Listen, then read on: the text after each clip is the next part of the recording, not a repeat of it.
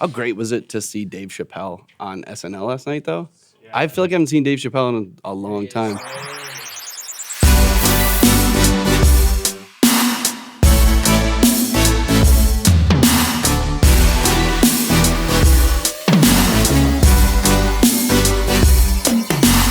Erick Sosa. What's up, dude? Come on in. Oh my God. Got the Batman hoodie. That thing is sweet. Yeah, dude, you get Batman Superman underneath. The pixelological, but it was dirty. Oh, thanks, man. I gotta give you like, what's up, buddy? What's up, Thanks brother? for coming, man. How you doing? Thank you. Good. Thank you. How was the drive over? It was cool. It was great. Traffic, accidents? Traffic was a little insane near the, the connection with the 405, 101 and the 405. Yeah. Oh, it was. I was just stuck there. I thought I was gonna be there for like an hour or more. It's just a part of our daily lives here. It's like you I know, gotta but, travel. is that normal? Or? I think so. Oh, really? Yeah, I mean, I don't know. I commute, so I'm driving all over LA. Yeah, because I thought I was gonna be here. I mean, I was gonna get here like maybe like an hour and a half later. Yeah. Because it wasn't moving. It was just like stopped. Yeah. It's like, dude, I'm stuck. What part of town are you coming from? San Fernando Valley. Oh, San Fernando Valley. But everything was great until like I checked my phone. I was like, it said that it was gonna take me like 50 minutes or something. I was like, okay. But then when it started stopping, I was like, that's it. It's not moving. Nice, man. Yeah. Well, thanks for taking time to come and talk with us Thank today. you, man. We appreciate it. I know you're a busy guy. No worries, man. It's fine. Glad to take a break and be here and chill. Yeah. What have you been up to work-wise? You been busy? Yeah, I've been doing I know a you've lot been of busy. stuff. Yeah, I've been delegating a lot of stuff, a lot of the freelance stuff. To be honest, I have this thing where I tend to do everything myself as much as I can. Yeah. But you always want to control things as much as you can, But I've learned in the past 2 years to delegate more. So in the past, like maybe 3 months, I've been delegating even more than before. Yeah. Which is great because it gives me time to like work on my other projects and the product that we're doing for prototypes and shameless plug. No Stuff shame. with there's something else that we haven't really announced it officially, but we're doing something with Marvel. Oh, that's So amazing. we're doing statues with Marvel, and we Specifically have not for announced Marvel it. Studios? Like, no. Well, basically, it's we got a license. Okay. Yeah. So we're doing Marvel product. That's amazing. I haven't announced it officially. We're going through the motions, but yeah, we will be showing stuff soon. By the time this podcast comes out, I think it'll be right in line with it. When is this that's, coming out? That's good news. As soon as possible. We'll Okay.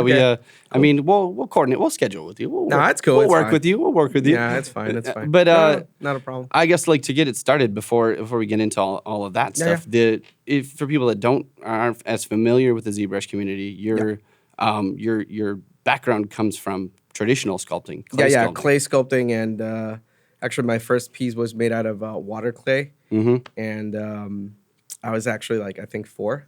It was a T-Rex, but it exploded, and then my teacher told me like, hey, come on over, let's do something else. Yeah. I did a shark or something, and it looks more like an airplane, but anyway, so.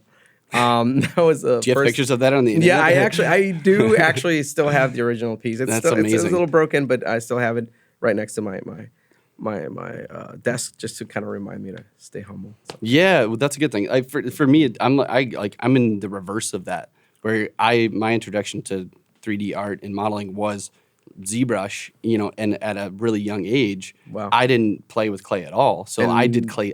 Now you're doing clay? Yeah, and I go back to clay now because it's really a honing of your skills, I guess, in that way, where what you've spent a lifetime studying and practicing. Yeah. now I think you can apply. the marriage of both worlds in terms of like that connection in your brain, it's like it's amazing. Yeah. I've seen guys like that have never touched clay, and then they're great at doing digital, and then Getting to clay. they pick it up, and wow, it's like they can see the challenge. There's no symmetry and things like Right. that. There's no alpha. That was the hardest yeah. thing for me to get over was I took a clay sculpting class with John Brown at Noman, and it was a full figure and in starting with pose, like going straight to pose, and you spend a lot of time with the armature, and I was like fiddling with that because I know how important the silhouette and the neutral sort of stance and having proper posture and weight distribution. So I spent so much time just getting to that point. And it's a huge time dedication for me. Yes. I'm so spoiled because I got right into ZBrush, and that's all I ever knew. And it's like boom, boom, boom. You got symmetry, you break it at the end, so you can speed up that process. But going to clay it's like I have so much more respect. And then I reflect back on classical sculptors that are doing it in marble and marble. it's like, it's the same thing. Like how did when I see what they've done, like Bernini and all these guys, I'm like, Michelangelo, and you're like, you can see subtle hints of like veins or just like the like the skull structure underneath is so subtle, but it's there. I have no idea how they did that. It's a tough thing because as we evolve as a society, there's a demand for more, and for you, it's about business as much as it is about your own artistic pleasures and ventures. But it's for you, it's your livelihood. So for you, it's like it's about speed and quickness and all of that. But in the classical sense, it was a lifetime's pursuit to master those things, and you would study with one artist for decades, years, or you would have a mentor. And now it's like, how fast can you do it? Now it's incredible. But now, like the way things used to be when I started. I remember when I started at Mattel, things were really slow. As a matter of fact, they would tell me like, you need to slow down. So I was like churning out, like, say, I don't know, like maybe a couple of sculpts, maybe a week. We were talking Disney characters, which are a little bit more simplified.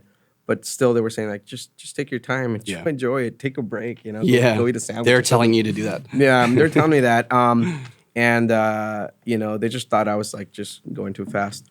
Now I think about what we get to do, just one of us, because, in my team, there's, like, on a constant basis is, like, there's 4 of us. Sometimes more if the need, requires more people. But the core group is, like, 3, 4 of us. And then I've seen what I personally can do in just one day. It's like the equivalent of what we used to do. I don't know, like sometimes in a month. I'm not joking. So sometimes, like, to be honest, like I spent most of the time, like, let's say delegating or sending emails or in having meetings on Google Hangouts or whatever with clients or Skype. And then by the time I look at the watch, it's like 6 in the afternoon. So I just play with my kids for a while, put them to bed, and then spend maybe another 4 hours just sculpting. And to be honest, it doesn't seem like I do not feel like I did not work. Like when it comes to sculpting, I feel like I really put in a whole day's worth of work. That's so that's awesome. That's amazing. You can really catch up in just a couple hours, and that's it. You can't put a price on that. Not feeling the pressure, because that's something I'm always afraid of. Is like the whole point of getting into art is it's a passion thing, and you want to enjoy the process. But as soon as you mix that with business or your livelihood as your job, then it tends to, for some people it does, some people it doesn't. But it becomes the driving force, and you're kind of like, you get the pressure. It's like there's like this kind of hindrance that comes into play. And we're like, oh, I'm not enjoying it as much because I have all these deadlines. Trying to keep that in perspective. You have to, you have to keep that balance.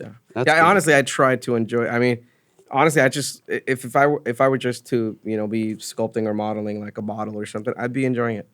To be honest, but since I'm lucky enough to be doing like a lot of different types of characters, anime characters, Disney characters, animated characters, whatever, and realistic looking creatures and all these things. To me, it's just fun. It's just a lot of fun. And true, there's that aspect of we have deadlines and we have to engineer the pieces and we have to prep them for printing and everything.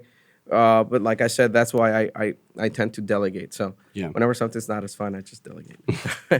Well, that's good. I think it's good to have the option. You can't have to put it all on your plate. And there's a quality of life aspect that comes to it where if you're overworked too much, then ultimately it's going to affect your work eventually. I have to be honest with you. It's a funny thing that you bring that up. When back in, I think it was 2008, that's when I started, hearing about, ZBrush. And I was like, oh, this thing looks kind of cool, but I was like, I'm never going to learn that. It's just, there's too many menus and sub-menus and options and everything. I was like, nah. But it got to a point where I became overwhelmed with the workload that I had going in terms of traditional sculpting. And honestly, I wanted to give up everything. And I was like, I'm just gonna do something else. I'm gonna whatever else, but not sculpting for companies. And then I was actually forced into learning digital,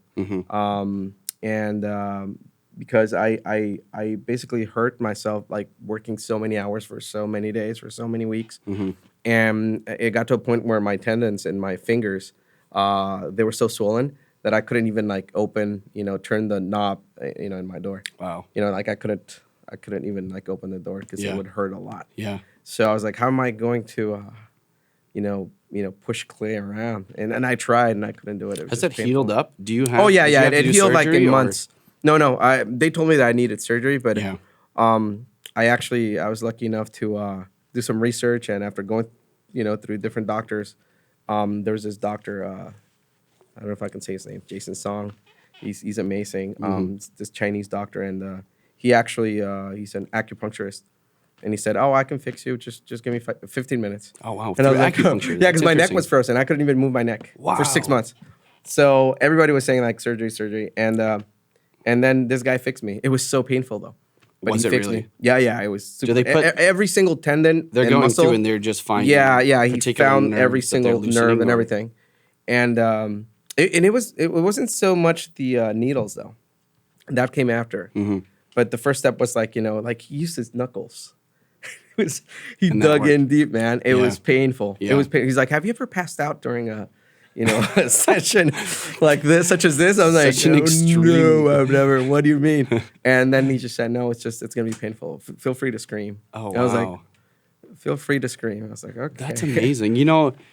This is nowhere near, but it's just it's interesting to me that we have those issues. Like even I've just a month ago, because I spend a lot of time, with hands on a keyboard Yeah. and on a Cintiq, and keeping your elbow locked into a position.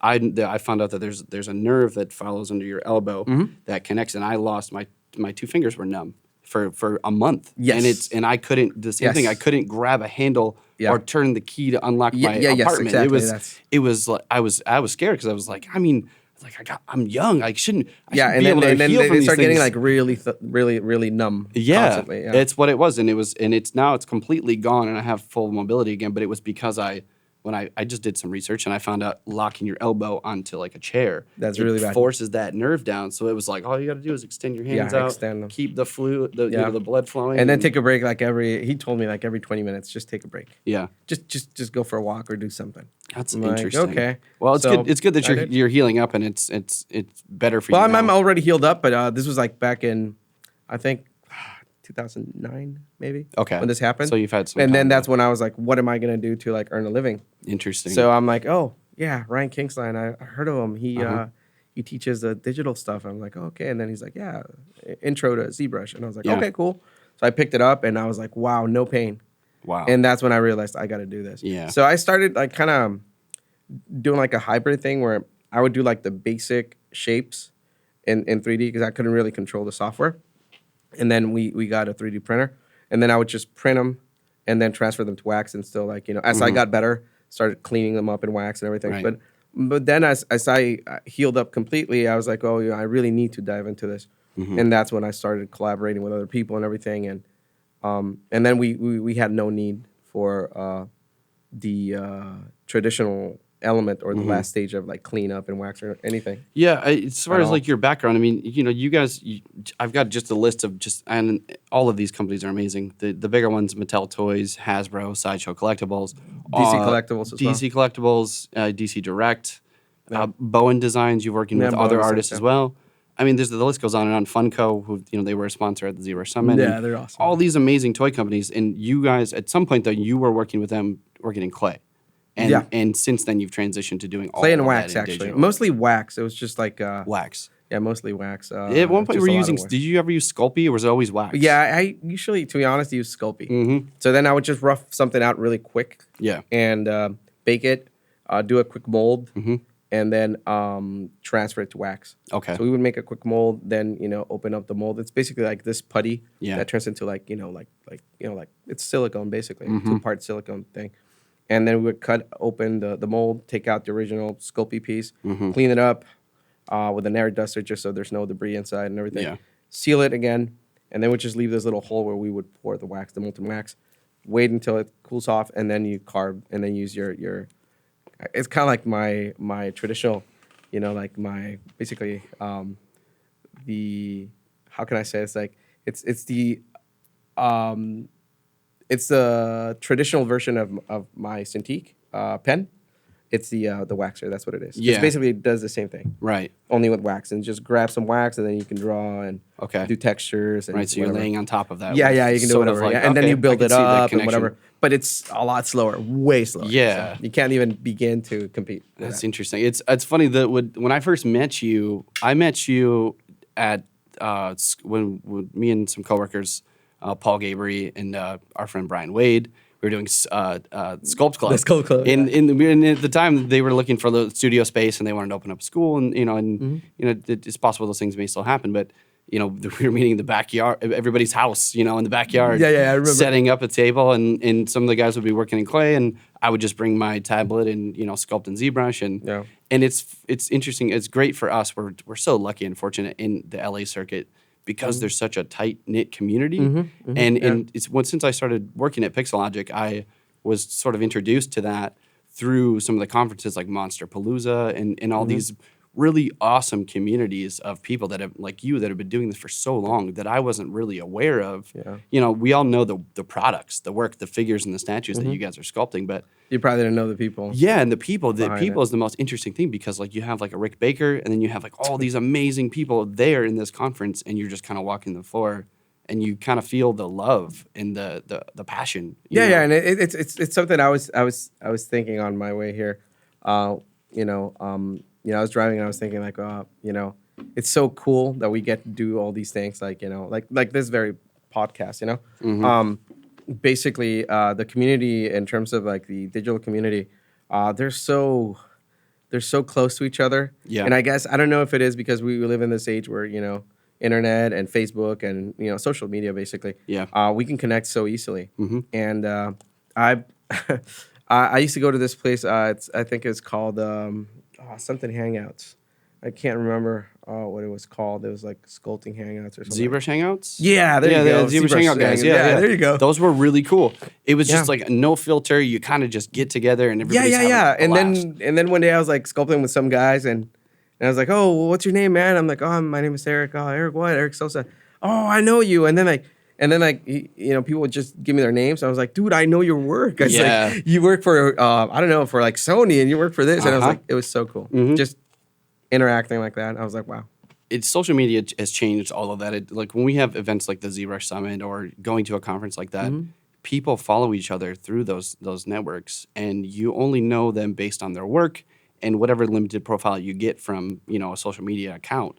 But then you meet those people at these things, and it's like, like we were just talking about this at the summit. It's like you see guys who are like, I know you, yours is amazing. It's like, I don't know. It was so cool. It's like family. It's like a family reunion. It is. Hey, dude, what's up? And each other. You're instantly friends. Like you're already friends, but you meet each other, and it's like there's not many opportunities, especially because people like you that are working in these industries are kind of spread out all over the world. Yeah, some parts of the States, and these studios are all over. So a lot of us work from home, or you're able to build a business, by working remotely. Yeah, and that's incredible. That's incredible. That's actually incredible. It's something that I never thought would happen. Like say 10 years ago, never. And now the way it is like I can actually connect with, say Furio and just ask him like, hey Furio, have some questions about this or that, and he'll like take his time and answer. Just being able to mingle with these masters of this medium, it's such a blessing, to be honest. Yeah. When I met you in Paul's backyard, we're hanging out, and you showed up with a buddy. I forget who it was. He was another sculptor, I think. Oh yeah, he's an amazing creature designer. I can't remember his name right now. It was like many years ago. Yeah, but you had this like willingness and enthusiasm you just wanted to. You were so humble, and you came in because like, dude, you look at your work and it's unreal. I mean, your stuff is, and you're doing it in the hardest way possible, and you're coming into this new sort of group of people, this new bubble of digital artists and people, and you're just so humble and happy to learn as much as possible. Yeah, and even now, like you're still like you won the organic Sculpt Off championship of the world in the ZBrush Summit. I'll say the world because nobody else is doing it. But like And you know, you're always in this. You have this mindset that you're still learning. You're still learning. Yeah. And you're making sure that it's vocal. It's like we're never really a master of these things. We're always continuing always to a student. study. Yeah, and I think that's the best way to be. And I've learned that from many other artists that are like super amazing. And I'm like, dude, like Steve Wang, you know, he's a really good friend of mine and mentor as well. And I'll just ask him, like, you know, man, your stuff is so good. He's like, we like, wow. If you want to hook us up and get to Steve Wang on the podcast? I know Paul knows Steve Wang. We're friends with Brian as well. I've met Steve. If you're watching this, Steve, I don't know where the camera is. It's right there. Okay. So. I mean, you know, I'm very interested, especially from an artist like yourself that comes from that. Well, you know, he does ZBrush, right? Yeah. Oh, yeah, for sure. Yeah. I actually, I was with. I'm trying to remember who we had. Andrew Koss from Anatomy Tools, Paul, and myself. Awesome. This was when I was pretty young at ZBrush. I was only there for a couple of years at the time, but we had a workshop with a lot of traditional sculptors, and they came over to the Noman campus for a whole weekend. We did a workshop, and I was like going through and helping those guys, like just get used to. Was Steve there? Yeah, Steve was there. Yeah, Steve was there. Brian was there. There was a whole collection of just industry giants, and for me, I'm just like, you know, like. It's weird to you know, they're just trying to translate what they're masters of already into this thing, and really that's the hardest thing with the transition is the willingness to do it, is just being getting the idea in your head that you're going to try it is the first step, but then getting into it is there are hurdles to figure out where the buttons are, and it's really just about how to navigate. That's it. That's basically it. Yeah, and it's like how do your skills... once you try it, the first stroke, you're like, oh, I see. Yeah.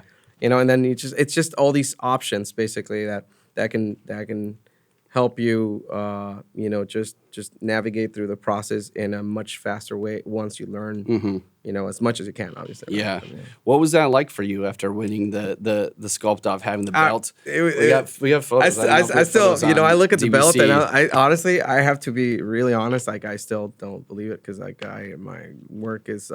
From my perspective, I'm probably like really hard on myself in terms of my work, and I'm not really in love with my work at all by any means. Like I'll sculpt something, and I'm like, oh, you know, I'm enjoying it, you know. Yeah. And then I'm like, okay, this looks okay. But then the next day, I'll walk into the studio, open up my, you know, turn on my computer, and I'm like, seriously, this just happened last Friday. And I was like, what was I thinking? You know? And so I've just learned that, you know, personally, I just don't like to. Stay at that point where I'm like, oh, I love this, you know, because then I feel that if I like everything I do, then, and is that something that I choose to do though? I just don't feel. I think like, it's a natural thing that artists have.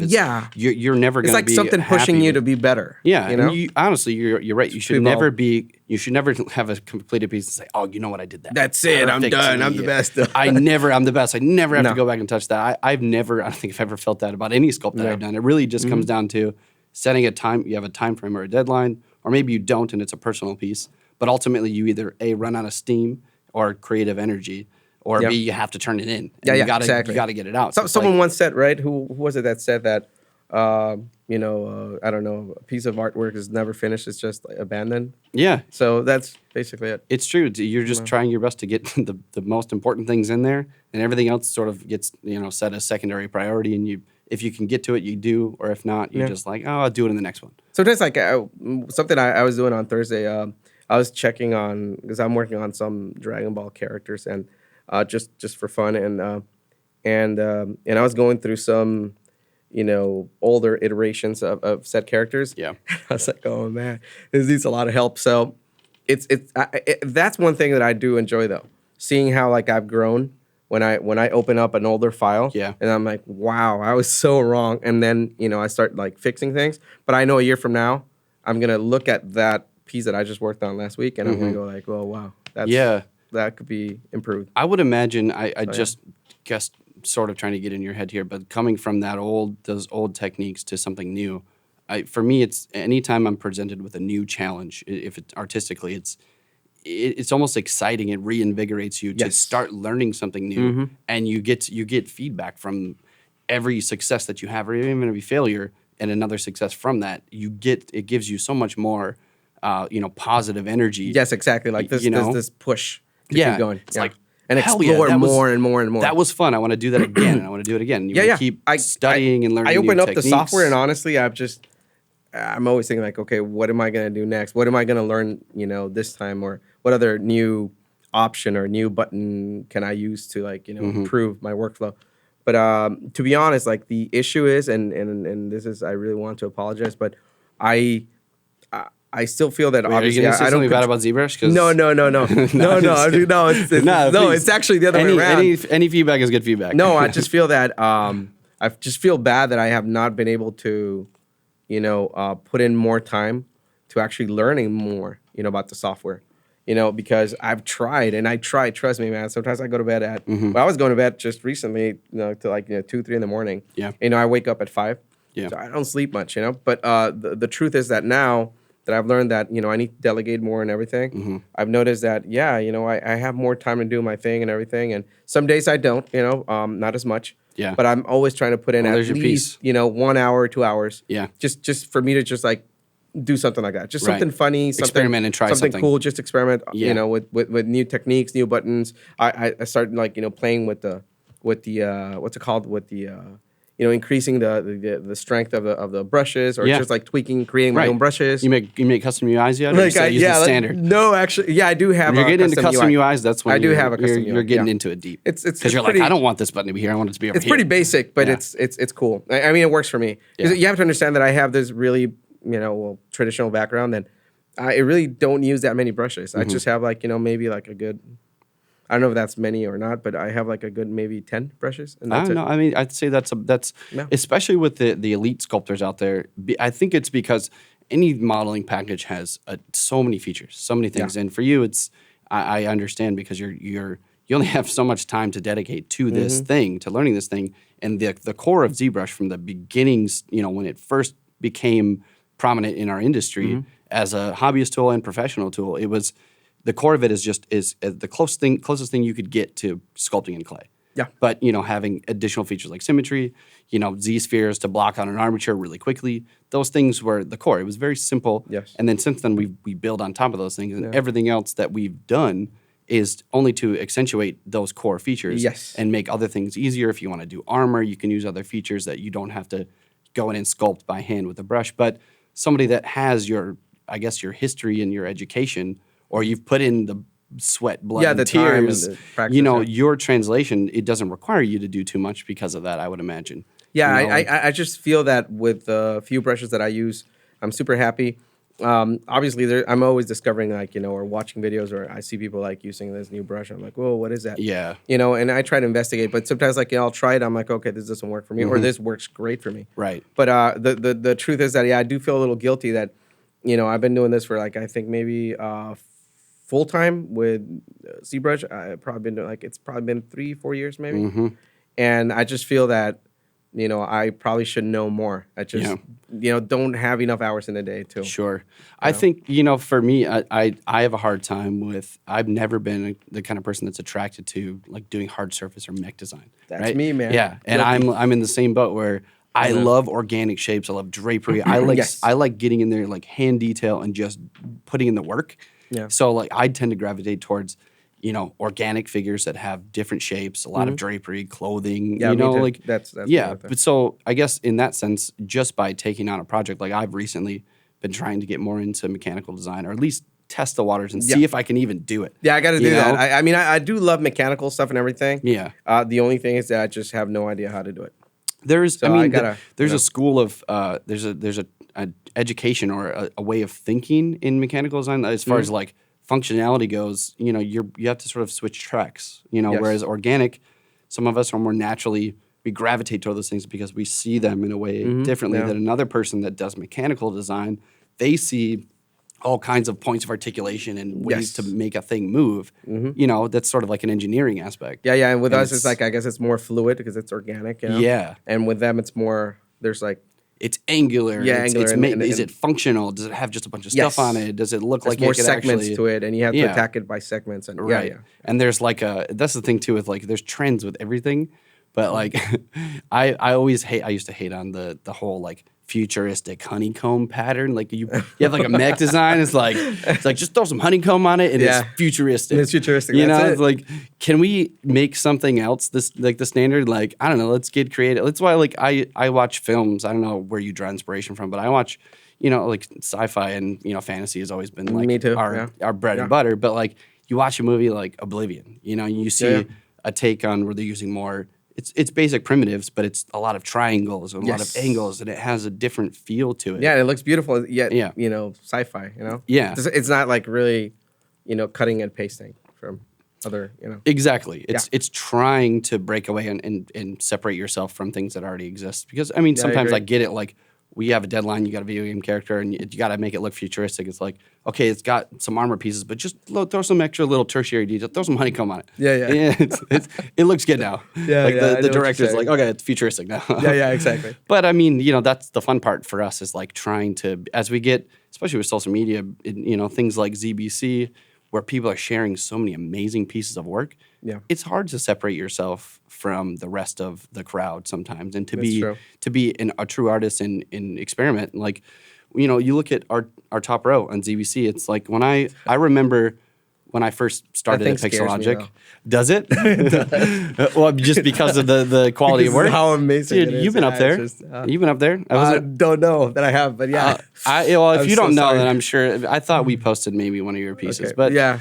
The Ryu, maybe? Did we post Ryu? Oh, okay. Yeah, you don't even know. You don't even know. Oh man. No. The thing is that like, you know what? I used to post more often, but let's give him a little. Let's give him. My pet peeve show was him that, his top row piece. My pet peeve was that basically, to be honest, was that I felt that you know I didn't know how to render. Well, I'm learning. Yeah. But now I can do something more decent, but nothing like as good as what these guys do. Well, I don't know about you. I mean, for me, again, going back to the organic, like the styles of stuff that I personally gravitate towards, like I like a good just clay render that shows off clear silhouette, attention to detail. Yeah. You know, I don't want anything crazy, but there are amazing pieces that are rendered like photorealism that, you know, it obviously takes a lot of time to learn those technical skills.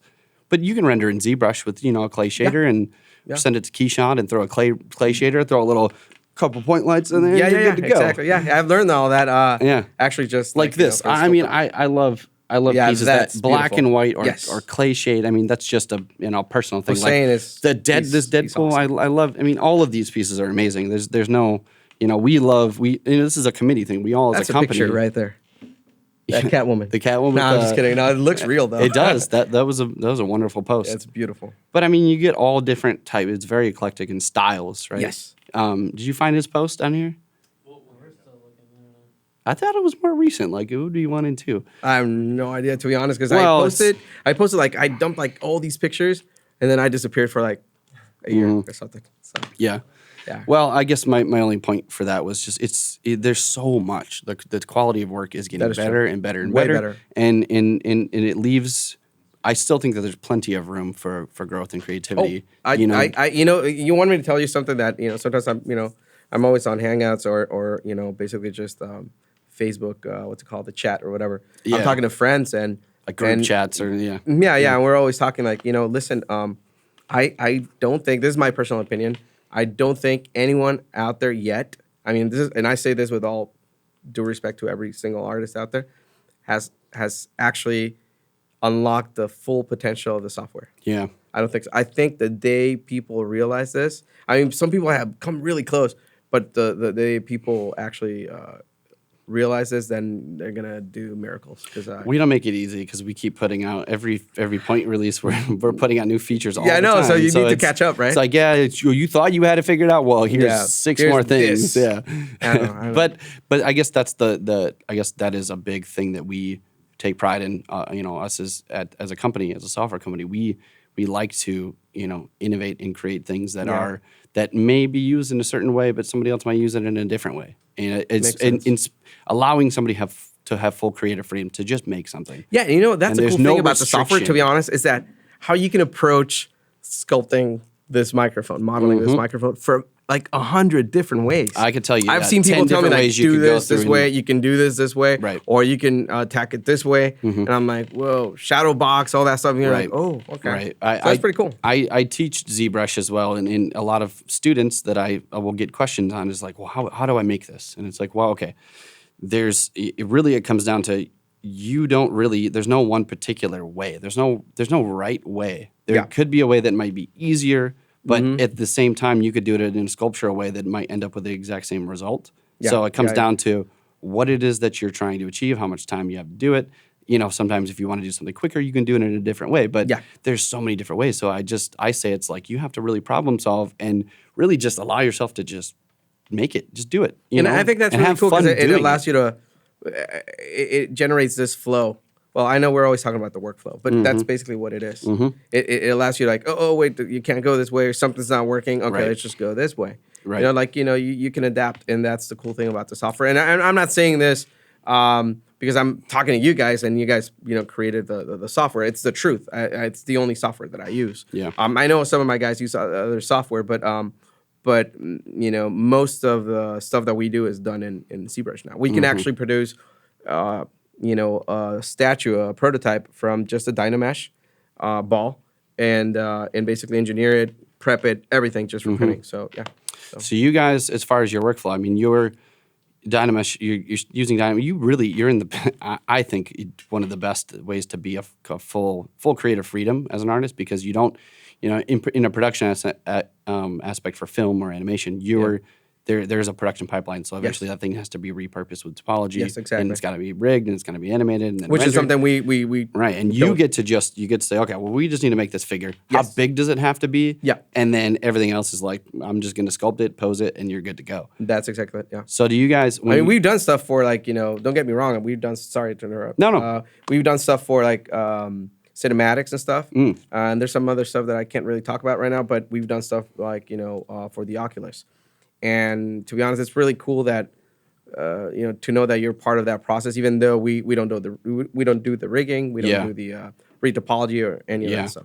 So the Oculus thing. So you've built figures for. We built. Is this a demo that they've done, or it's a game that's supposed to come out, but we've done like portraits and stuff like that. Okay. Yeah, that's like amazing. Lifelike portraits and stuff like that. So it's more focused on realism. Yeah. Okay. Yeah. It's some kind of like VR thing, and I don't know exactly the full scope of it. But when do we get to see what that? I've heard? No idea, man. I worked on that like 6 months ago, and I'm still waiting for some feedback and to hear what's going on. But yeah, we've also done stuff for like cinematics for like Marvel video games, and it's been really cool. That's amazing. Which ones? I can't remember what it was called. We did this for a company called Wolf and Crow. This was like a while back. But yeah, they have like a couple of cinematics, and I think it's like the whole Marvel universe, and it's just super cool. Yeah, so we did like a few of the key characters, and it was just fun. Yeah, we didn't animate them or anything, right? But yeah, they basically said, hey, we heard that you're a superhero guy, so yeah, like I don't know, pull up some of these images. Like a lot of what you do with all these, you're doing a lot of collectibles in a world centered around. Humans, superheroes, likenesses, creatures, and a lot of your background comes from this, creature character design. Yeah. I guess when I kind of want to know more about when you first got started, like how old were you when you started sculpting in clay? I am old. I was actually 4 when I started sculpting in clay. I was actually 4, and till the time I was actually 16. I was just practicing almost every day, to be honest. But I wasn't that good, I believe. And then. Well, I mean, you were only 4 years old. Like holding yourself to a higher standard. No, but I'm just saying, like, up to the point, man. 4 years to the point old, when I was a teenager, like a 12-year-old. Yeah, I really sucked at that. But I was like 14, 15. I was still, I knew that, that's the thing about art is like, you have the eye, but sometimes like. Your eye doesn't.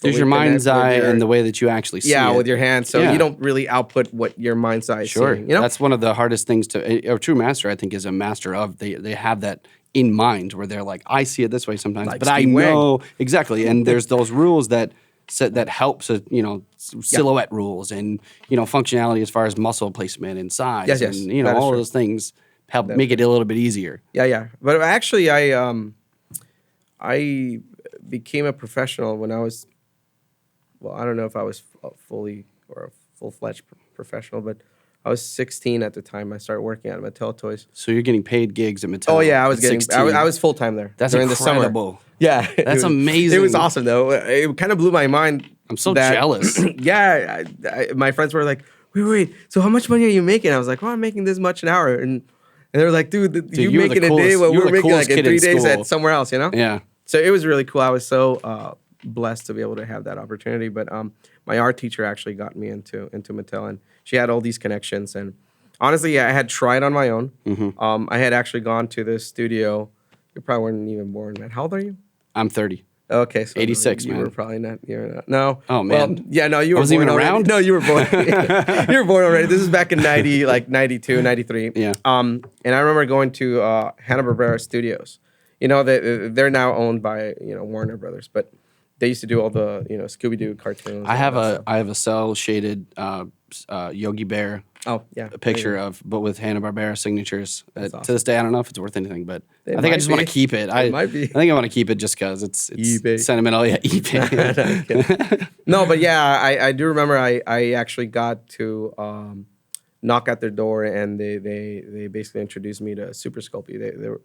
There was this lady. Her name was oh man, such a bad memory. Well, Robin was was the guy. Okay. And he was awesome.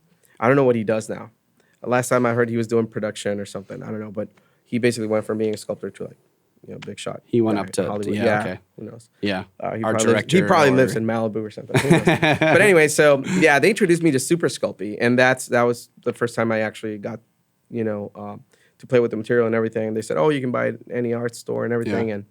and then I kept doing my thing, and then like a year later, my teacher actually said, "You know what? I was taking this ceramics class, and she said, "You know what? You could actually do this for a living." And I was like, wow, really?" And she's like, yeah, you can. I'm like, I've been trying on my own, but no one really seems to care. And then she's like, no, you can. And 6 months later, that summer, I was actually working at Mattel Toys. Wow. And then You were still in school. yeah, I was Still still saying- I was still in high getting school, your yeah. GED. Yeah. And then basically they said, "Oh well, you could actually do this. We can actually get you a contract for 5 years if you stay with us, and then we're gonna give you a car, any type of car." They had like this a really cool car, so I was like, "Oh, nice." And then they're gonna pay me some kind of, I don't know how that works, but some kind of salary for being a student, Yeah. And I could choose any school so long as they approved of it. Wow. Art school, right? I was like, okay, so they're gonna pay for my college and everything. And then when you come back after you graduate, then you can actually be with us 5 years with an option to renew for another 5 years, which was great. It's a big decision. So Your my parents help you make a life was decision on set. that? Did your parents make that decision or help you like work? No, through they that, or- actually just told me let like you- choose what you need to do. Just That's do what amazing. you need to do. And if you feel you want to do this is a great opportunity. But yeah, I decided to do something else for 2 years. They were pretty happy about that, and I'm like, I want to do this community service thing for 2 years. They said, "Oh, what?" I was like, "Yeah." He's like, "No, man, don't do that. Your mission is to help your parents and make money for us." And I just said, "Thank you so much, but I'll be back in 2 years. That's it." Yeah. And they didn't really agree to that, but they gave me a really nice letter, which opened up a lot of doors later on. But yeah, I left and came back, and honestly, doing that community service thing actually was a really strong foundation for my life. So it really helped me in many ways, like you can't even imagine. But all I can say is that when I got back after that, it was pretty tough. Like for 6 months, I couldn't get a job. Wow. And then What kind of community service were you doing? I actually served as a missionary for the Church of Jesus Christ of Latter-day Saints. Okay. They call us Mormons. Anyway, so The mysterious tone. and so I did that, and it was pretty cool. I got to know different people from all walks of life and everything. It's just amazing. I think And that's a good thing. it was really good. It opened up my mind, man. Yeah. Seriously, I was like, oh, okay, this is cool. People with different perspectives, in terms of life and things like that. It was really cool. It's an experience not everybody has the option to see another. I got to talk to people that were like physicists, Wow. people that were like chemists, different type of people, like people that were probably really, really humble, sometimes they would give us everything they had, in terms of food for the day. They would just feed their kids, and they would give us, the adults would just say, "This is for you." Wow. And it just, I was like, wow, that's amazing. So, I was able to absorb a little bit of all of that, and I think that really shaped me, as a person. And when I came back, sure enough, I went to Mattel, and they were pretty cool about it, but they just said, you know what, we just a couple of months ago, we just hired another kid. Wow. So you're too old now. I was like, okay, no worries. It's too fine. old. This is that's what they said. Yeah. The sure. NFL. It's I know. Like, I guess what it is that they want people that are younger so that they can actually kind of shape them up, according to like their parameters or whatever as a company, So these are the days of Mattel. Then I guess if you're, I'm not gonna be as bold to pick a year, but this is like you're talking about. This was 94 when I was at Mattel. So this is before the big boom with. The Marvel, the comic book superhero industry has become such it's a big moneymaker. This is when Todd McFarlane came in. I was there, and he came in with this maquette, really detailed Spawn character, statue, action figure, and basically they said this can't be done, not the way you want it. And he says, no, I just don't want something that looks like a Ken doll or like a G.I. Joe. I want it to look like all detailed with textures. You can't do that. Tooling will be super expensive. And I remember telling my mentors over there, one of them, his name was Aldo Fabili, this Italian sculptor. I was traditional sculptor. He was the main boss there at the sculpting department. He said, Eric, I told him, like, this can be done, like, that's all I did during my free time. You were fighting for this. I was like, yeah, you need to. Like, I can do this, This is man. Todd McFarlane, you know? And I'm like, you need to, like, produce these. He's going to make you millions. And they said, no, we don't think it's possible because he wants stuff that's really detailed. And then it turns out that, Todd McFarlane, like, completely changed the industry. And I think that's one of the things, along with Randy Bowen, who was also at the same time in tandem, creating the collectibles industry that we know now. So this is basically the beginning. That was the beginning of, because you did have, everything was posable. It was all like, basic figures. How can you make it pose? And G.I. Joes were all very simple. Everything was like this, it was less of the, I guess it's still art, but it's less about the figure in something like this, let's just say it was not as iconic. Yeah. And this guy brought in like textures like that and pores and blood and all these things that were not part of mainstream collectibles and toys. Right. So that changed everything. And he started Todd Toys, I think. And then I think there was an issue with the name and he had to change it to McFarlane Toys. But we all know what happened to that company. So, right. Yeah, we do. That's amazing because it's honestly, it was still when being a nerd wasn't cool. It was like you had your comic books where like they were sort of like to the general public, it was like, oh, you're a comic book nerd. Like, and that was me like in high school. I got that too. From as old as young as I was to be able to pick up a pencil, I loved drawing and I thought I wanted to be a comic book artist. Me too. And I I was one of those kids that drew Dragon Ball Z characters all day long, Dude, what's up, man? Like, you're talking about my life. I know. Well, and it's like in those days, like I remember being in band practice and kids would come up and be like, "Hey, will you draw like Goku for me?" And like color and shade it. And like, so you were that guy. Like I was getting like contract work in 8th grade to like draw Dragon Ball Z. Exactly. People would pay you like, I'll give you $2. Like, exactly. Lunch money. Exactly. Awesome. And it was like I just always knew that I loved those things. But then there was the change in the industry where, superhero movies or film, they saw the potential with, I guess Spider-Man would be the first. Spider-Man would probably be, I think Blade kind of like set Spider-Man up. Yeah, you're right. And then but the Spider-Man perception of Blade is we have these like, we like to categorize things as genres, right? That was sort of like horror, sci-fi. Yeah, exactly. But really, to me, that's wasn't more truly like considered action, as a superhero, right? As a blockbuster action movie, but it really true. was. It wasn't scary, and I guess maybe to the first time I saw it, it was kind of like the Reapers. Yeah, the Reapers. Yeah, that. Well, crazy. and you have there was a sculpt of the Reaper, I think, on your homepage. Yeah. But yeah, so there's. It's now accepted. Comic-Con is a huge thing, and you go to places like Comic-Con and all these things. Comic-Con, you're mixing with celebrities. What you have any good celebrity stories of people that you met? I've met quite a few actually. Jesse from Breaking Bad. Mm-hmm. Every time I go to, I met quite a few actually, and right now like I'm drawing a blank, but I met him. It's okay, you're Hollywood now, man. He's pretty cool actually. Really nice guy. we met at DC Collectibles. I was actually walking up the stairs from the parking lot or whatever, and then I think he saw something that I had in my hand, and he's like, "Dude, what is that?" And I'm like, "Oh, it's this action figure prototype, whatever." And he's like, "Oh, this is so cool. So you make this?" I'm like, "Yeah, yeah." And I'm like, "Hey, by the way, I love your work, you know." But you know, I try like to treat them as, because I grew up in Hollywood, so we would always run into, like, seriously, constantly, like at the local Mayfair. I don't know if there's those supermarkets that are still around, but anyway, so I lived on Franklin at the very foot of the Hollywood Hills, right? So we would always, like, you just like walk out there, just sit out there, Right? And you could see, like, you know, every now and then, like, we would spot a celebrity. We used to play with this guy, John, what's his name? His last name. He used to play Luigi in that old Super Mario Brothers movie. Oh, John. Yeah, John Leguizamo. Yes, yeah, we used to play basketball with that guy. No kidding. Yeah, yeah, at That's amazing. Chirimoya Avenue Elementary, and he was such a cool guy. Yeah. I was like, "Dude, you're the guy from Mario Brothers." He's like, "Yeah, yeah." He's like, Yeah, He I'm was trying just to think of cool. movies. I Am Sam. He was in I Am Sam. Yeah, yeah, that guy's a great actor. What? Or Summer of Sam. Not I Am Sam. Sorry, that's a totally different movie. Summer of Sam. You're right.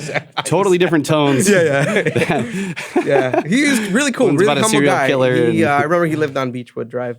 Really cool guy. Yeah. But yeah, I met Samuel L. Jackson. Like I said, Jesse Pinkman. I forget his name. What's his name? The actor.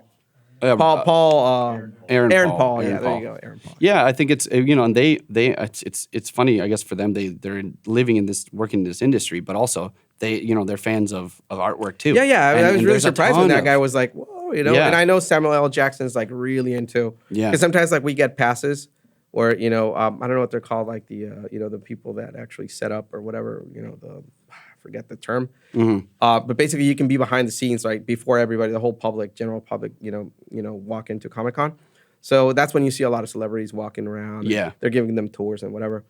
And yeah, I saw him, and he was like geeking out, man, over these like statues Yeah. that we had made.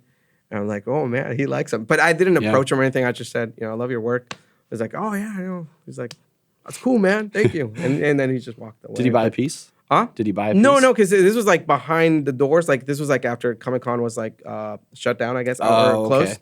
So you know, there weren't, you know, people selling the product or anything. He was just checking them out at the Kodo booth. And I don't know if Kodo had made something related to the Avengers, and he was like checking them out. He's like, "Oh, this is really, really nice." I'm like, "Oh man, he likes my work." But I couldn't do anything, you know. I was like, "What am I gonna do?" You know? Yeah, I was mean- like, "That's cool." You know? So for you, you've been going to Comic-Con for a long time now, I would imagine. Yeah, since last century, actually. Wow, last century. It's true. It's true. Wow, that's, Since, that's last millennium. amazing. No. Actually, I've been attending Comic-Con since probably 2004. Yeah. And professionally, as far as you going as an artist, I would imagine you have a pretty big booth. Oh, actually, no. Well, I personally don't have I do have a booth now. It's a small booth that we share with the good guys over at Gecko Corp. They're a Japanese company. They do a lot of video game collectibles. Really cool stuff. Their quality is like really good. Yeah. So they're actually also my QC team in China. Okay. So that we can make sure that the product that we're making is as good as what they'd make. So. Right. Well, the Comic-Con circuit it's pretty competitive as far as space goes. So like that's Yes. kind of a common thing where you It's pretty tough, man. buddy You up can't- with you can't people get and a share a huge table booth anymore. You can't. Yeah. It's all taken. We're trying to push we're trying to get a ZBrush truck. Like a ZBrush food truck, but like what? convert it into like TVs. Are you serious? And just troll the parking lot and just like have people demoing ZBrush. Are you serious? Are yeah, you serious? dude. That's we're trying to get. Hey, there. let me know. I'll be there. Yeah, for sure, man. I'll be driving You can it just down. we'll have like a Yeah. like a horse and buggy like Yeah. seat up top, and you can just drive the bus. That'd be awesome. Yeah. I don't know. Just thinking about ideas because to get in there. We would have to sort of get on a list, and Yeah, I we know. would want to have a big show, and we used to do SIGGRAPH, and we would pay for a huge space, a big booth, Yeah. and that stuff isn't cheap, and you go there, and you're trying to present your software to new people. So Comic-Con to me, I think is the bigger. I the think bigger Comic-Con pool would of be people great that- for you guys. Yeah, you're like a hobbyist that loves these comics and these films, and maybe they just want to make their own. I'm sure they're drawing. I'm sure they're all drawing at some point, or and maybe they haven't been introduced to sculpture in 3D. That'd be so cool, and you can have like people doing like different types of characters, like comic book characters. Yeah, we could get like get somebody like you to come in, like schedule times. I can get Stan Lee to come over to your booth though. That would be there you go. Okay, it's a done deal, guys.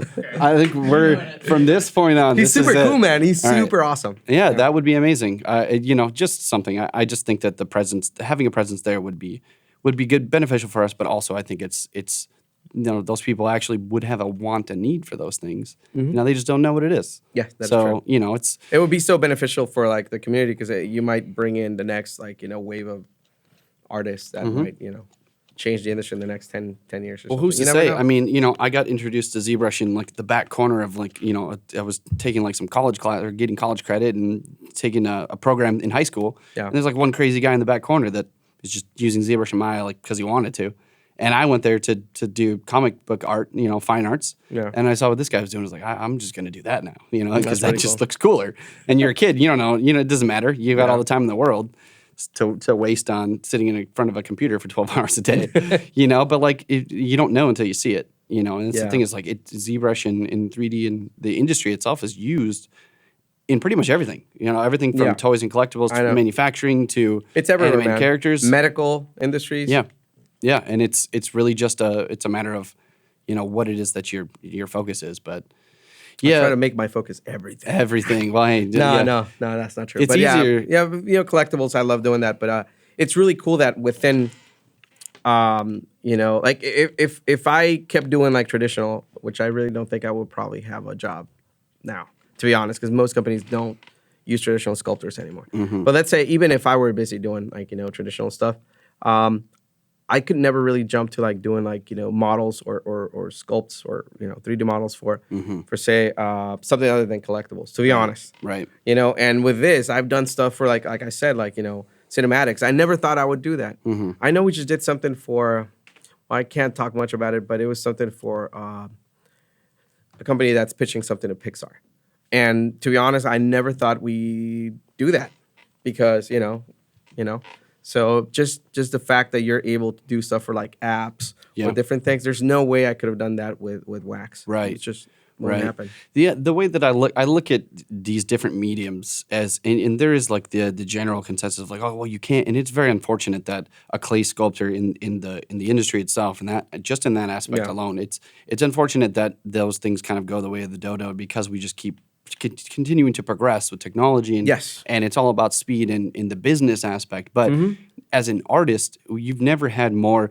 You can still, you have a person like Steve Wink Studio where they still sculpt in clay and they're doing like very amazing large scale figures and they have the time to do it. And it's really the truest of that art form. Whereas in the aspect of what you were doing with clay before, it was about, you had a reasonable amount of time to do it, but it was about producing a thing that was going to be put on a shelf. Exactly. But from an artistic standpoint, you can do anything that you want. You can combine clay sculpting with ZBrush, with 3D printing and mold making, and you can print your piece, and then which makes the building of said character like a lot faster, the workflow a lot faster. And then like if you still feel that you want to edit things or add this like the I don't know, the human touch to it, whatever, if that's how you feel. You can just, make a quick mold, like I said, transfer it to wax, and then add whatever details with your wax or your tools. Right. I think for people out there, that young people getting into the industry, and if you want to be an artist and you want to do something, there's keeping an open mind and not forcing yourself into one thing, one corner, and saying, well, I can't do clay sculpting anymore. Like there's a lot of benefits to having an understanding of traditional. There's a lot of respect that you would have. You know what's really weird though? I've gone back to like doing traditional stuff just for myself, and I'm actually better at my symmetry now. That's amazing. So you've gotten better. I've gotten better because of digital. Yes, I can see things that I couldn't see before. Is that weird? No, not at all. I think that I think as human beings, most of us don't have the foresight to see a lot of things until we experience it, or until we allow ourselves to change and try something new. From a different perspective. Yeah, from a different perspective. It's so important. And then you're like, taking a break. Like, I get students that will spend so much time, they're doing final demo reels or final projects, and they want to do characters. So I'll do like private mentoring sessions and just kind of help them work it out. But some of them will spend months and months and months on one thing. And it's like, okay, at some point though, you do need to take a step back, and you do need to not hyper focused and you get so locked in, you get tunnel vision where you're like, I just got to get this one wrinkle to look right, and it doesn't look the way that I want it to. I know. And if you just take a break, take 24 hours, Yeah, don't look at exactly. it, come back, and you're like, oh, I could see all kinds of things. You can't really force these things at a certain point. Yeah. I mean, I know sometimes we have deadlines, and that's when you have to abandon the project. But if it's something like, at least when it's something personal, I honestly and whenever I'm doing my own collectibles, I try to take that as as personal as possible. Mm-hmm. So sometimes, like, to be honest, like, I know, for example, Akuma should have been released already, and I look at that face and I'm like, ugh, I Right. fixed that already, Right. Because I kept looking at it like 2-3 weeks later, and I would tweak it. Then 2-3 weeks later, I go and see it again. I'm like, okay, because it's a labor of love. So I see that as I learn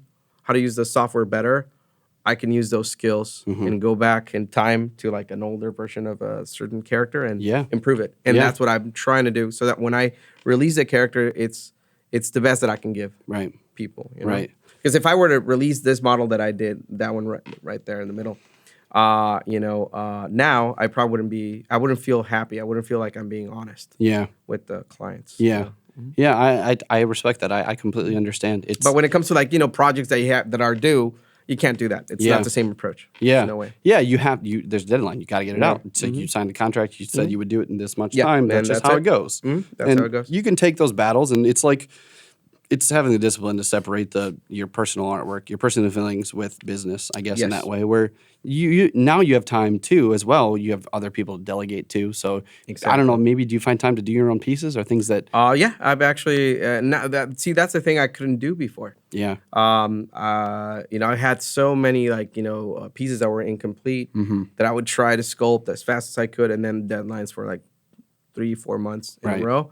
But now, like, I can, like I said, I can take just a couple of hours out of my time or out of my day, and I can do things. I do that almost every day, even though most of my time is spent, doing stuff for like clients or my own stuff. My own product. I still take time to do, aside from my own product, like just things that I really want to do that I probably don't even have a license to do. But so I want to do Dragon Ball. Yeah, it's we don't fan have a art. license for that. Yeah. But I just want to do that. That's how I feel today. Yeah. Or sometimes I'll just sculpt a fist.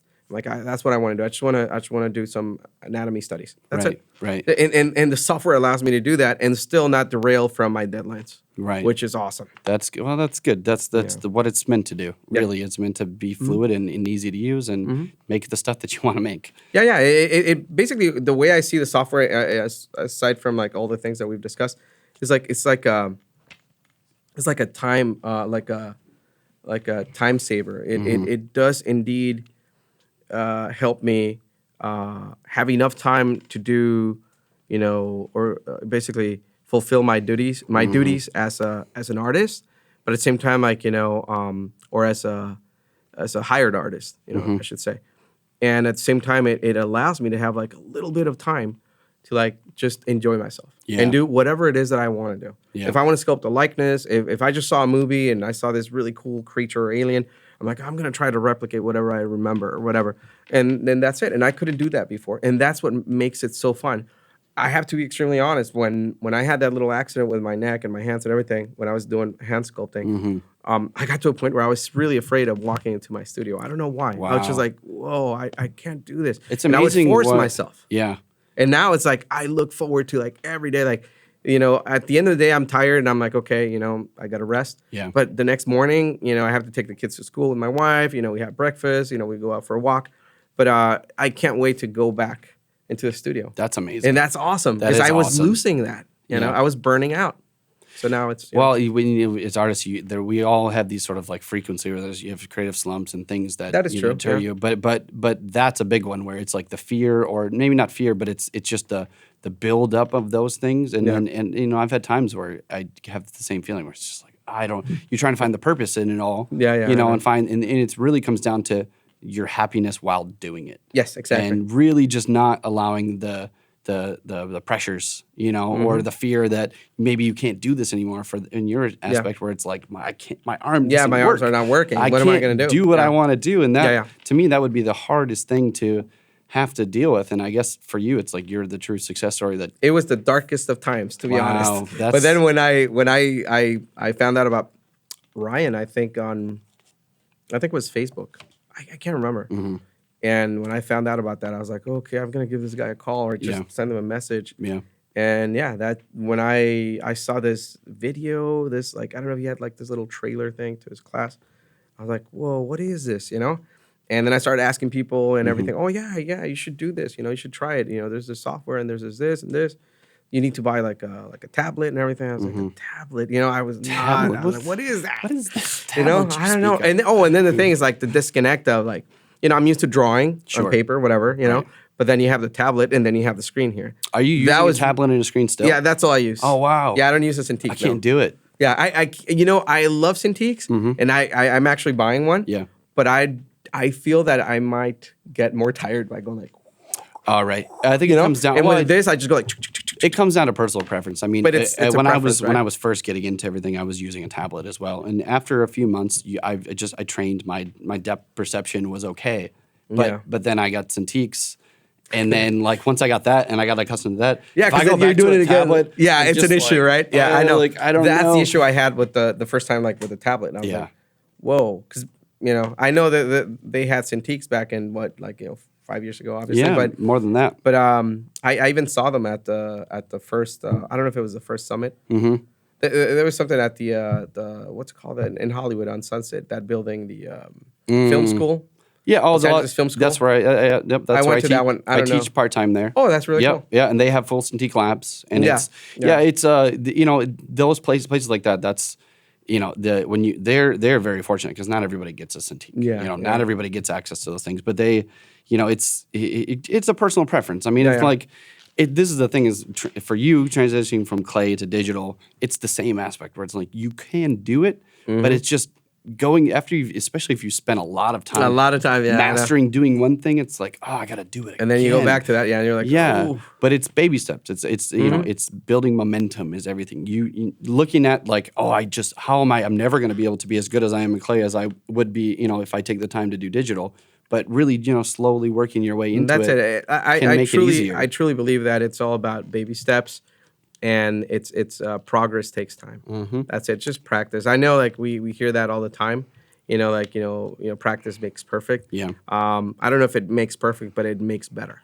Yes. You know, and honestly, the more you start, you can tell when I think personally, I can tell when I'm getting good at something when I no longer have that stress or that fear. Yeah. I'm enjoying it. And I become more, how can I say, like, I'm just more sure of myself. Yeah, you're letting go. And I'm like, okay, I can do it. And because I constantly teach people, obviously I don't announce this, but I try to help up-and-comers as much as I can. I spend like a good 3 hours like of my day answering questions and everything. Amazing. And, you know, like if they need tips or anything, and, you know, I'll tell them like, hey, you know, you want to get on Skype? I'll show you how to do this, you know? And I've seen many people, like I had this friend, I won't say his name, but, you know, he's a traditional sculptor. And this was just like maybe like 4 months ago. He came to me and he said, Eric, I can't find work doing traditional anymore. And this guy, we're talking about a guy that used to be at McFarland. He's amazing, right?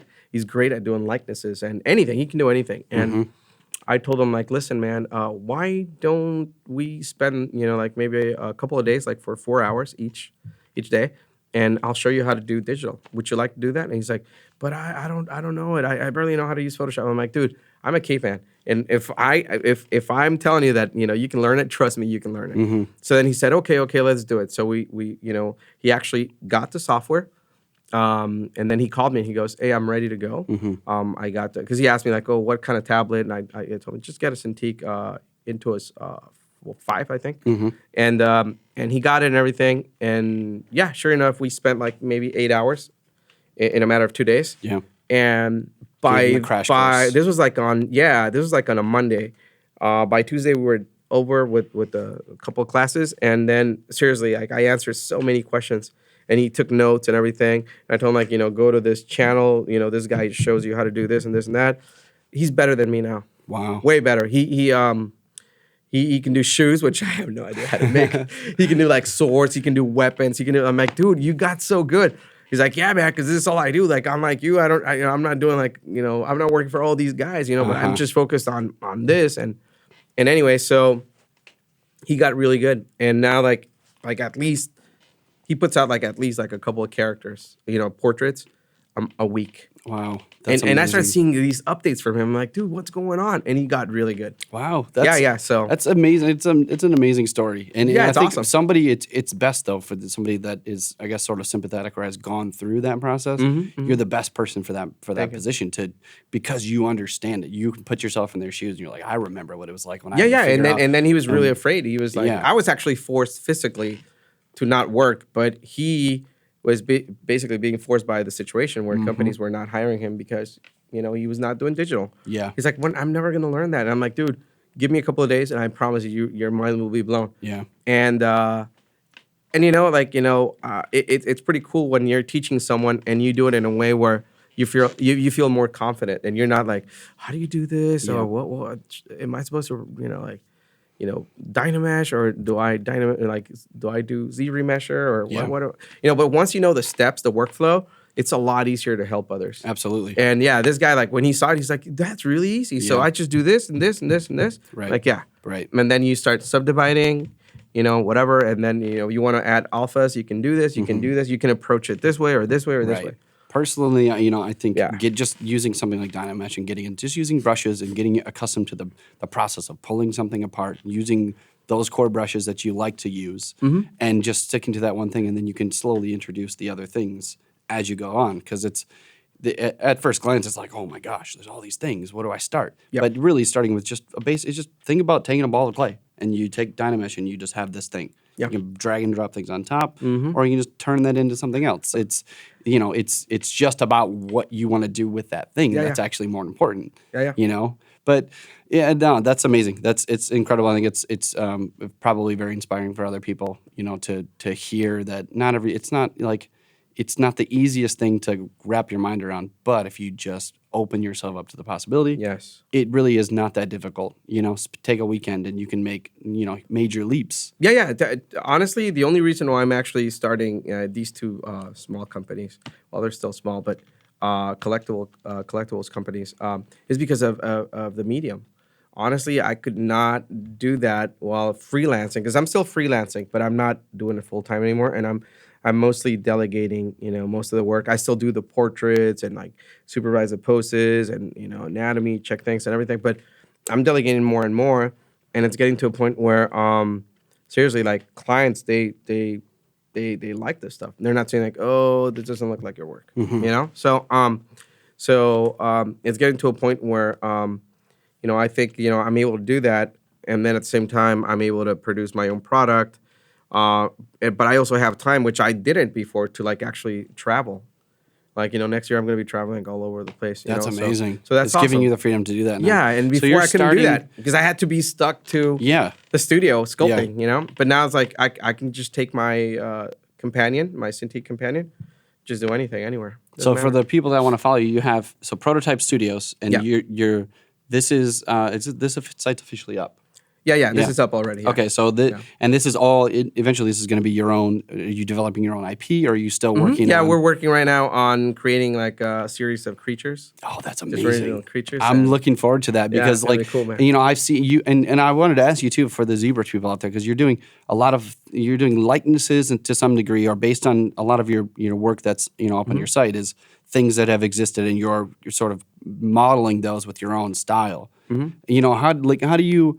Can you guys go to his ZBC post? Like, I'm curious about likenesses. I always wonder how an artist approaches a likeness. I mean, you've had experience from clay, doing this in clay, I would imagine, and then doing it in digital. Pull up. I saw like was it Bill or Bill Nye? Bill Nye. Nye. Yeah, I can never say. Yeah, that was one of my first. Or Leo. This is something that a lot of sculptors are trying to get to this. Yeah, level. These are really old though. Yeah, but it's basically I don't have a specific approach to it. I know like my friend Vimal Kirketa, he's like a monster when it comes to portraits, and honestly, the only way I could probably match his work is if I were to do it traditionally. Oh, so I'm trying to he's helping me to get to that level where I can actually, do what I used to do by hand, but digitally, because that's a whole point. In your industry, this is very important, especially if you're doing a character from a film or something. Extremely important. So hitting those things, and I know that it comes down to too. a lot of what you have to think about is, it looks great up close, right? You got this close-up shot, but what does it look like when you're looking when at you're it from far table? away? Yes. Does it read as that Does person? it read as that person from like, let's say like, a couple steps away? Right. Yeah. So is this just you've trained your eye to kind of see these that's things? Basically it. I just trained my eye to see not just the main shapes, but basically I see everything in silhouettes. Yeah. And not just the silhouette of the actual portrait, but like if you turn it and let's say you're showing like, say, the profile, the negative silhouettes of how that affects space. Or the silhouette in space. Right. So that's how you can match things. Yeah. Well, to me, that's how I do it. Yeah, and I think everybody kind of has their own approach. Like when I get students that want to do likenesses so much, and I tell them it's for your first sculpt. If you're just doing your first character, probably don't do a likeness because there's a lot of form and function that you need to figure out first. The base. Exactly. Yeah, exactly. and I tell them if they do want to do it, if they're doing it for final project, you still need to consider the base structure. You still need to get the skull and the muscles and those things looking right, even though it may not perfectly match the person that you're going for. As long as you get those things working in silhouette right, then you can modify and tweak because no skull is the same. No. Facial structure is always... like you first need to start jogging before you run a marathon. Yes, exactly. So that's what a portrait analogy. is. It's like a lot more work. So I like you said, I would strongly recommend that if someone wants to do portraiture, that they start by learning the anatomy of the skull first and foremost. I've had friends where I that have asked me like, hey, Eric, can you show me how to do like a portrait? And when they see that I start blocking out the skull, they're like, why are you doing that? We're not sculpting a skull. We're sculpting a face. I'm like, dude, this is like a house. You need to build the foundation first. Without a foundation, the house will collapse. Exactly. I mean, you can't even build it. Right. They're like, why? And I'm like, yeah, that's how it is. So yeah. In that aspect, you do kind of have to take the time to study those things and understand it. You have to. It is tough. I mean, do you pull for this kind of stuff? Do you get reference for that, or do they? Oh yeah, the reference is king. Do they give you reference, or you pull references from Google? Get different angles? Most clients are pretty cool at giving you references or reference, but sometimes I've had some clients that just go like, "This is we want you to do this Ryu." I'm like, okay, and do you have any reference? No. Just Google it. Yeah, Google it. That's it. Google's your best friend. Or Pinterest. You can get Pinterest. I love Pinterest. Pinterest is awesome. I got all kinds of crazy boards just to just even sometimes to draw inspiration from. You just go through and just find I have like tribal patterns and textures and things all the way down to specific types of female faces or male faces. Yeah. That's what I do. I collect a bunch of those. That's cool. And it's really good, man. It's seriously, the more reference you get for a project, the better the chances of you actually turning in something that's really appealing to the client. Yeah. So all that you've done a lot of these figures, right? You got a lot of Street Fighter, anime style, also realism, likenesses. Yeah. A lot of superheroes, creatures, which is something that's what I like doing the most. Yeah. But I've been doing superheroes a lot. But I love doing superheroes, but I'm more into like portraits and creatures. Yeah. I guess as long as you've been a professional doing this, did you ever become a little jaded with, especially with how the superhero industry, the film industry really has become? Well, I haven't seen that one. That was great. That's super old. That one's gnarly. That is me just that looks like playing a kaiju with Dynamesh or something. Yeah, that's sweet. It's incredible. I mean, do you ever lose inspiration in those characters? Do you ever want to try something different? Yeah. I see. The thing is that I'm mostly known for doing like superheroes, like Jim Lee style. Jim Lee the artist. He's amazing. But the thing is that sometimes once companies see okay, Erick's work sells really well. Yeah. So let's just keep having him do the same thing. Yeah. So it does get to a point. It does get to a point where I've gotten to that point where I'm like, I just want to do something different. Yeah, repetition. Not that I don't like it. I enjoy doing it, and I keep doing that stuff. But I'm just exploring different styles, different things. Right. But I think variety is really what makes an artist's life. A lot. It keeps that spark alive, where you can it's you the still spice have of life. Yeah, it is. Yeah, it's true. And definitely when you get to this point where you're doing the same thing over and over and over and over. Yeah. Yeah. You just want something. It's like I have friends that love eating steak. but You eat steak 6 you days eat a week. steak every day, 7 days a week. So good You're anyway. like, oh, whatever, man, just rice, just give me rice. Right. But yeah. So that's how it is. So This- I think yeah, it's going back to the reference thing. If you're doing like creature, for example, I wouldn't just like pull reference from like say just like other people doing concept art for creatures, whatever. Yeah. I would look into I would dissect it even more. I would go in, zoom in, and go like, okay, what kind of texture does this resemble? Okay, it looks like a crab's arm or something. Get reference for that. Go to nature. Go to nature. Yeah, Nature is the best, in terms Absolutely. of reference, man. And That's why Pinterest is so great because you could just catalog. You just exactly. you can just look up crustaceans. Like you just looking at textures on crustaceans alone, you can get all kinds of crazy get inspiration. all these ideas or insects, and then like you marry different species, and seriously, and then you mix that with humanoid shape, and then you come up with and some of like the amazing most stuff. amazing designers. You go back to like a Tara Whitlatch or people that do sort of fuse anatomies, and when you understand anatomy that much, and you can take one thing and merge it with another, and still make it look functional, and have your own style. It's like there's so many possibilities just thinking in that way, taking something inspiration from one thing. There's no original anything. Like we're all pulling from something that exists. Yes, exactly. There's this really cool video. It's more of what's it called? Anyway, I remember the name of it. It's everything is a remix.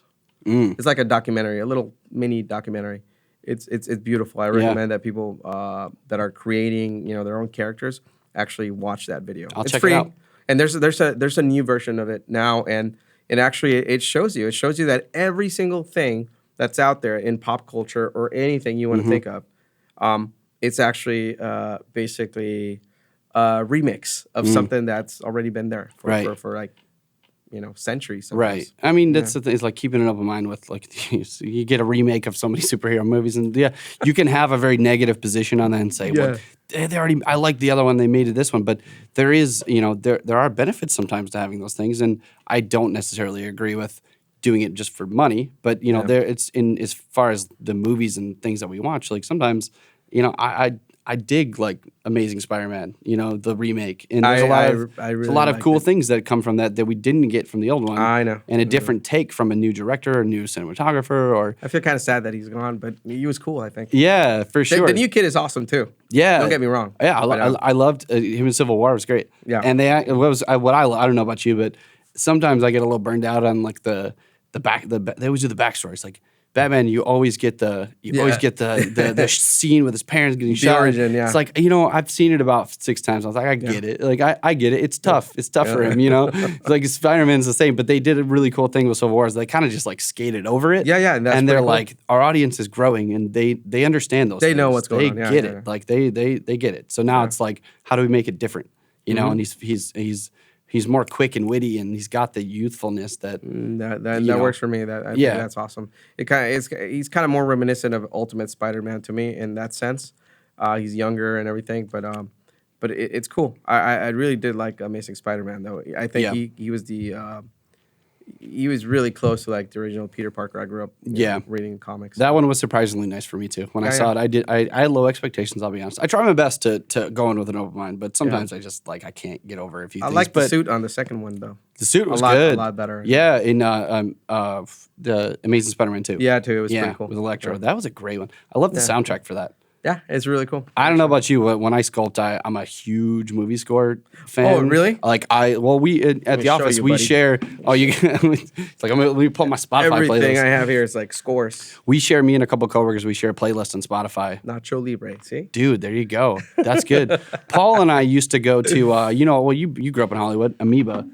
ZBrush Sculpt Off. What? You got a playlist just for the Sculpt Off? That's amazing. Yeah, and it's all like Tron and the classics. Karate Kid. We were talking about this. Oblivion. Oblivion's amazing. Pacific Rim. M83. What I love about Joseph Kosinski is like with his movies, he really takes the music driving the visual effects as much as the visual effects drive the music. He kept it in mind. Tron Legacy was like the first, but finding music that is tailored to that thing, and it was very different. And Oblivion soundtrack is incredible. It's super awesome. I still listen to that probably once a week. I like the one. Waking Up.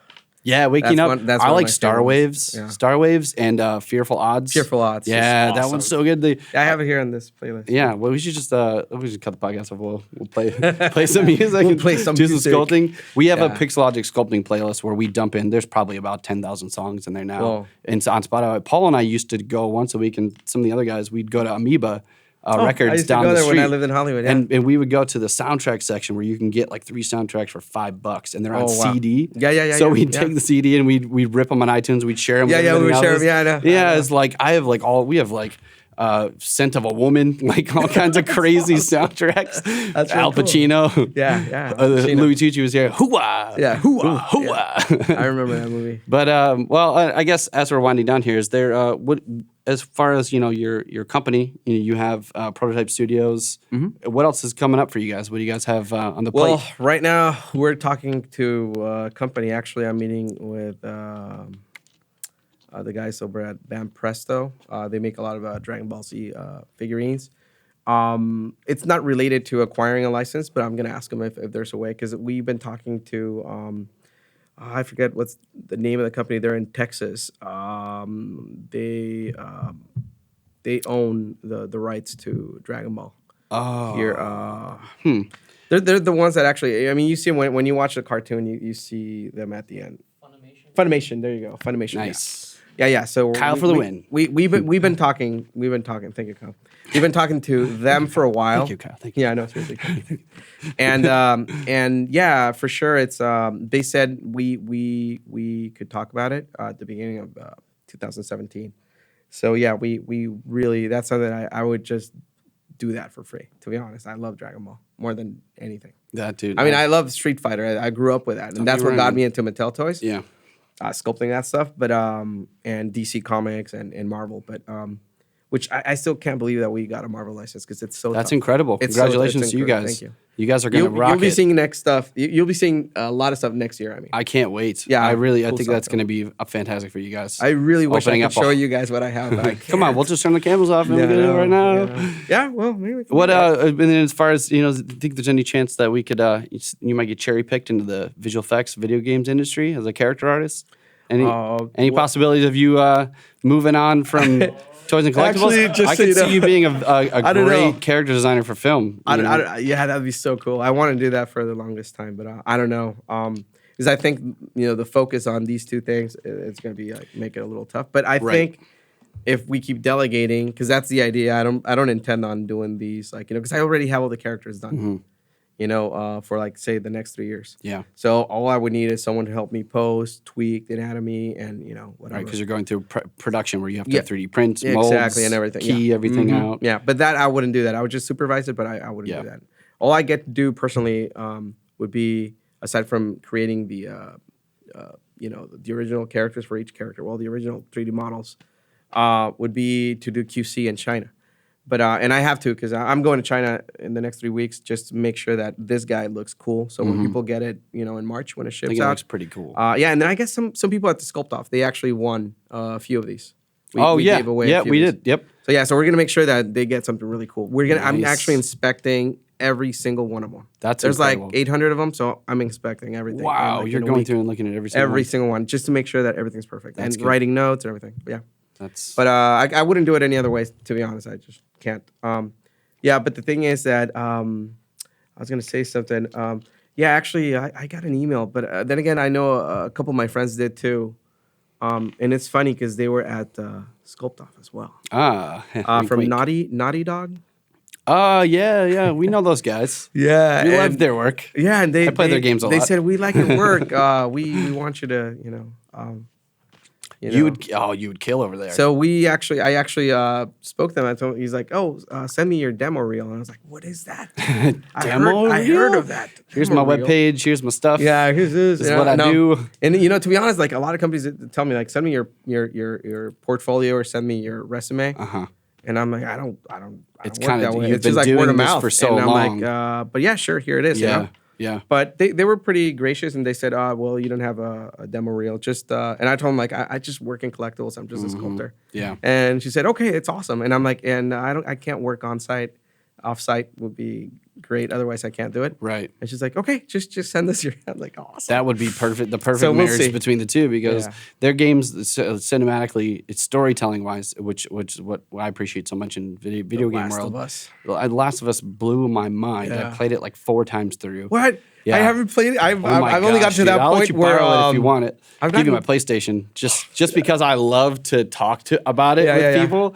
And I was never. I honestly didn't play Uncharted, but I when Uncharted 4 was coming out after I played The Last of Us and was introduced to their style of gameplay. Yeah, I that's was awesome. in love. It was like a happy accident. I was kind of like sometimes we were so busy we don't have time to keep up with those Yeah, things. I played Uncharted maybe for like seriously for like maybe max maybe like 40 minutes. Yeah, And it was awesome. I have not touched it ever since. it's unbelievable. But I have all these games, man. Yeah. Brand new, and I haven't even opened them. I Yeah. still have God of War 4 Oh, or 3 yeah. or Yeah, 3 I've- for the I'm- PlayStation 3, and I haven't even opened it. Yep.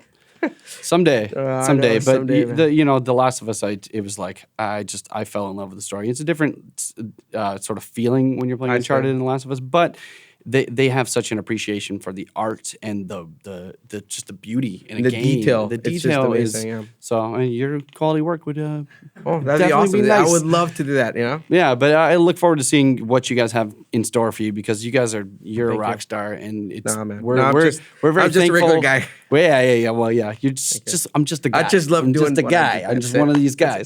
But I am. but I'm just one of these guys that makes all these amazing toys Thanks, and man. figures. But Thank but you're an inspiration to a lot of people and all those ZBrushers out there appreciate that you're dedicating yourself and you care so much about that. So, speaking for those people, we all thank you for that. And Thank you, man. we're just happy to have you part of the ZBrush No, crew, man. I'm just happy to have met you guys. Seriously, I'm not, this is completely honest. You guys have always been like super cool, super chill with me since the time that actually I think it was Brian that introduced me to you guys. Yeah. And it was just super cool. Like just the way you guys get along and everything. It's just like it made me feel really welcome. And then as I started, getting to know the community better, it's just. I mean, honestly, I've never even had like an issue with anybody. They've Yeah. always been super cool, and and that's why I try to dedicate as much time, not just to help like up and comers, but I try to help a lot of pros as well. And I'm not saying this so you go like, oh, Eric, he's such a cool guy. No, it's just that I feel the need to give back to the community because the community and the software has given me so much. You have no idea. You will never understand. Yeah. Like we're planning right now on buying our new home. And there's no way I could have done that. If I would have kept doing what I was doing, the way I was doing it. So it's pretty cool. That's awesome, man. It's changed my life, my family's life, as well. And I just, if I can give back to the community, that's why I always tell Jaime, like anything you need, just ask. Yeah. The only thing is just don't ask me to post on ZBrush Central because I still don't know how to do like really good renders. But I have good news. I actually talked to a friend and he's helping me like render all these things and we're gonna start posting. Perfect. Because All I right. just But anyway, thank you, man. It's been a great ride. Yeah. And I plan to enjoy it for a lot longer. Well, we're very gracious and we appreciate it. We appreciate it, man. You're an inspiration. And Thank you so much. Erick Sosa, man. Well, we appreciate you coming in. Thank you, man. All right. No, I appreciate you guys inviting me. Official handshake. And buying me lunch right now. Thank you. I'm kidding. All right, we're going to get lunch. ZBrush Podcast signing off. See you guys next time. Bye, guys. Take care. Sweet.